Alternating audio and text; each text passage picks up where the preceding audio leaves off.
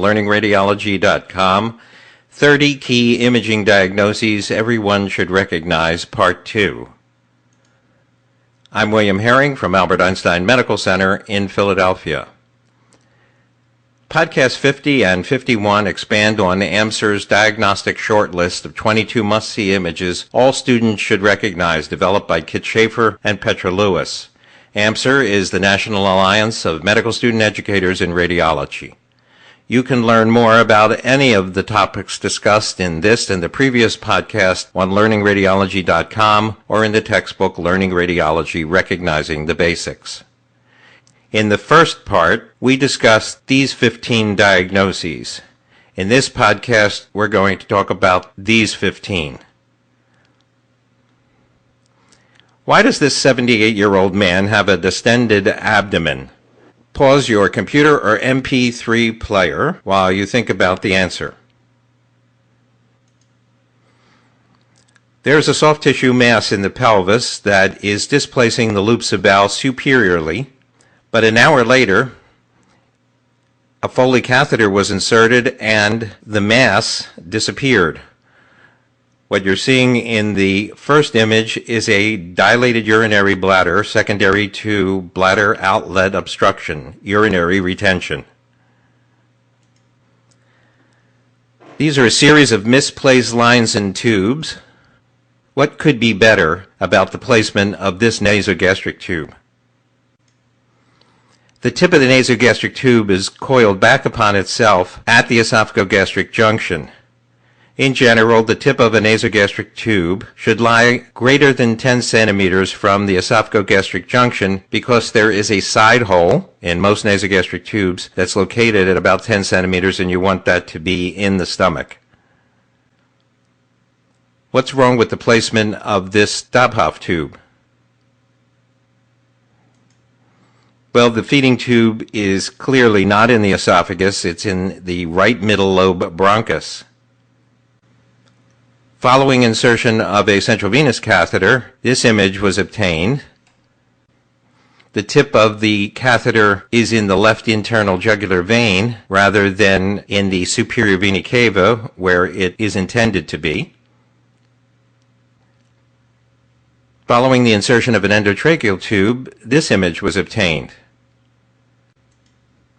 The tip of the endotracheal tube is in the right main bronchus. That's produced atelectasis of the right upper lobe, as evidenced by increased density in the right upper lobe and elevation of the minor fissure, and complete atelectasis of the left lung.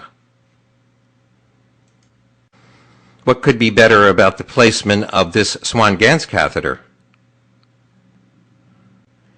Well, the tip of the Swan-Ganz catheter is in the right descending pulmonary artery. It's a little too far out peripherally.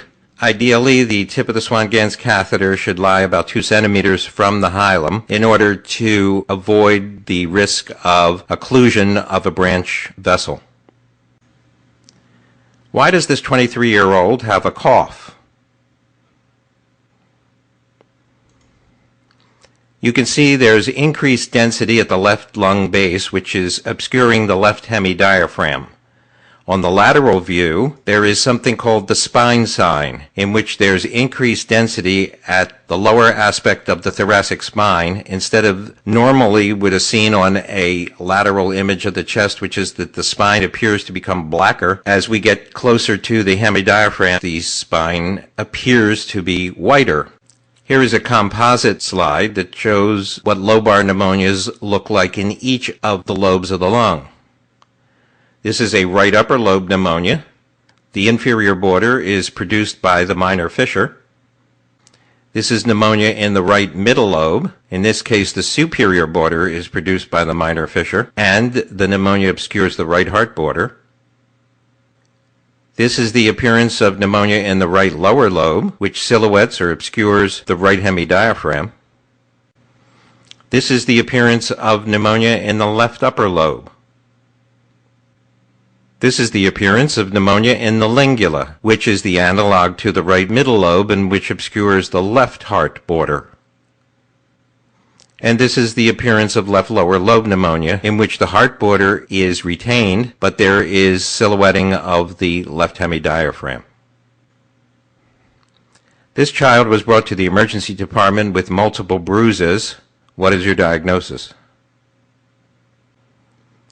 There are healing fractures of the lateral ribs on the right side, as evidenced by the callus formation. There's also callus formation of two of the posterior ribs on the left side. Healing rib fractures, especially of the posterior ribs, is highly suggestive of child abuse. Another finding that can be seen in child abuse are small metaphyseal fracture fragments, like the ones shown in these images of the distal humerus. In this child, there is a transverse fracture of the tibia, but there is also a metaphyseal corner fracture that is characteristic of child abuse. And this is an MR of the brain in which there are bilateral epidural hematomas. Bilateral subdural or epidural hematomas are highly suspicious for child abuse. Why does this 7-year-old have respiratory distress and drooling? The epiglottis is markedly enlarged. The thumb sign is that the epiglottis should not be as large as your thumb.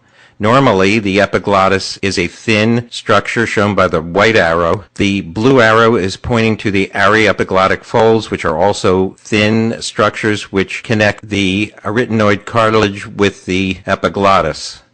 Both the epiglottis and the aryepiglottic folds become enlarged in epiglottitis. Epiglottitis is a medical emergency and may require the insertion of a tracheostomy tube. Why does this 72-year-old have slurred speech? There is a large hemorrhage into the brainstem, which is seen on this non-contrast enhanced CT. This is an intraparenchymal hemorrhage. This is another example of an intraparenchymal hemorrhage with mass effect. The red arrow is pointing to the large intraparenchymal bleed. The yellow arrow to the midline shift from the combination of both hemorrhage and edema. The blue arrow is pointing to the shift to the opposite side of the falx. This is an example of hemorrhage with blood in the lateral ventricles. The yellow arrow is pointing to acute hemorrhage on a non-contrast enhanced CT of the brain, and the red arrow is showing where the blood has settled into the posterior aspect of the occipital horns of the lateral ventricles. This is an example of subarachnoid hemorrhage from a ruptured cerebral aneurysm. The red arrow is pointing to blood in the cisterns, the blue arrow to blood in the interhemispheric fissure. Blood in the cisterns, the fissures, and the sulci should make you think of subarachnoid hemorrhage. This is a 37-year-old who was hit in the head with a brick. Why is he feeling drowsy? Well, the yellow arrow is pointing to a crescentric area of increased attenuation on this non-contrast enhanced CT scan, which has a convexity pointing toward the brain, which is characteristic of an epidural hematoma. This person also has a large scalp hematoma to which the red arrow is pointing. In this individual, there is intracranial hemorrhage in the form of a subdural hematoma. There is a crescentric low attenuation lesion at the periphery of the brain, and it also contains, in this case, a fluid level where the heavier blood elements have settled to the dependent portion. Why does this 58-year-old have a staggering gait and incontinence? Before we answer that, let's talk a little bit about hydrocephalus, defined as dilated ventricles with abnormal cerebral spinal fluid dynamics. Hydrocephalus is divided into two major groups. There's obstructive hydrocephalus, which includes communicating, in which there's an inhibition on the resorption of the cerebral spinal fluid at the arachnoid villi, for example from meningitis, or from normal pressure hydrocephalus. And there's non-communicating obstructive hydrocephalus due to tumors, cysts, or other obstructing lesions. Non-obstructive hydrocephalus is the result of overproduction of CSF. This is much less common than the obstructive variety and is caused by something like a choroid plexus papilloma. The patient that we saw has markedly enlarged temporal horns, pointed to by the red arrow, the third ventricle, is enlarged, and the fourth ventricle is enlarged, but the sulci are not enlarged. Given the patient's symptoms, this is characteristic of normal pressure hydrocephalus, a form of communicating hydrocephalus. Why does this 58-year-old have headaches? Well, you can see there are markedly dilated frontal horns of the lateral ventricles, the blue arrow, and that's being produced by a mass which is obstructing them, sitting in the third ventricle. This is a colloid cyst obstructing the lateral ventricles. The yellow arrow is pointing to normal structure, the choroid plexus, in the occipital horns. This is a form of non-communicating hydrocephalus produced by the colloid cyst. This is non-obstructive hydrocephalus being produced by a choroid plexus papilloma. This is rare, and the large mass to which this red arrow is pointing represents the choroid plexus papilloma. The ventricles are markedly dilated, both the anterior and the posterior occipital horns. Why has this 63-year-old had a change in mental status? In this case, the lateral ventricles are enlarged, but there are also enlarged sulci over the convexities, and this is an example of cerebral atrophy. Cerebral atrophy, the dynamics of the CSF physiology are normal. The ventricles and sulci dilate passively. Side by side, on the left is hydrocephalus, in which the ventricles are dilated, markedly so in this case, but the sulci are normal in size, and on the right, cerebral atrophy, in which both the ventricles and the sulci are dilated. What might explain this 58-year-old woman's recurrent headaches? And here's another image which I haven't shown you, which has another finding. In this case, the right breast is surgically absent. The lesion that you're looking at is a ring-enhancing lesion with marks surrounding edema. It's producing a shift of the falx due to the mass effect of the edema, and this is an example of metastatic breast carcinoma to the left parietal lobe of the brain. Two different individuals who fell, injuring their neck. Why is it unwise to move either of them? First we'll look at A, and now we'll look at B. In patient A, we have to observe the three lines that connect the anterior and posterior aspects of the vertebral bodies and the spinolaminar white lines, and these three cervical lines should all be parallel to each other in a smooth curve.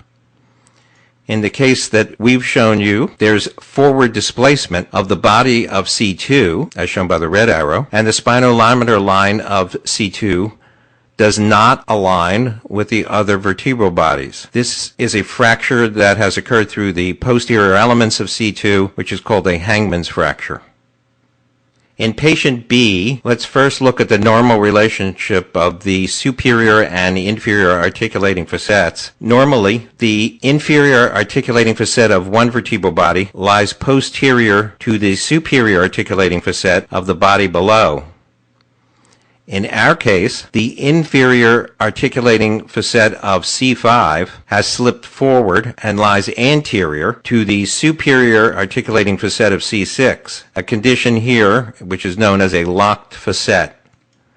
Locked facets are usually associated with 50% or greater anterior slip of one vertebral body on another, and they're frequently associated with spinal cord damage.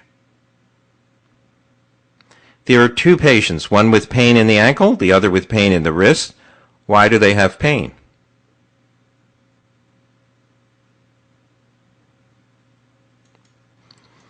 Well, the patient with pain in the ankle has a fracture that extends from the epiphysis through the epiphyseal plate and includes a portion of the metaphysis, shown by the red arrow. This is a Salter-Harris fracture, since it is a fracture through the epiphyseal plate, and this is a Salter-Harris 4 fracture. These are associated sometimes with a poorer prognosis because of angular defects that